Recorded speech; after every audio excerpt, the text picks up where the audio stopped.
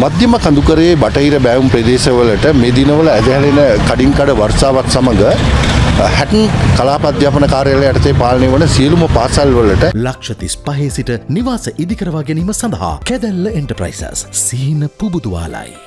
අද නිවාඩු ලබා දීමට මධ්‍යම පළාත් අධ්‍යාපන අධ්‍යක්ෂකවරයා තීරණය කර තිබෙනවා. එම කලාපයේ සියලුම විදුහල්පතිවරුන් පවතින අයහපත් කාලගුණ තත්ත්වය පිළිබඳව හැටන් කලාප අධ්‍යාපන අධ්‍යක්ෂකවරයා දැනුවත් කිරීමෙන් අනතුරුව කලාප අධ්‍යාපන අධ්‍යක්ෂකවරයා පිළිබඳව මධ්‍යම පළාත් අධ්‍යාපන අධ්‍යක්ෂකවරයා දැනුවත් කිරීමෙන් අනතුරුවයි එම තීරණය ගෙන ඇත්තේ. නොටන් පීච් විමල ජලපෝෂක ප්‍රදේශවලට තවදුරටත් ඇදහැරෙන අධික වර්ෂාවත් සමග විමල ජලාශයේ පස්වරුවේ සිට වාන් දැමීමට පටන් ගෙන තිබෙනවා.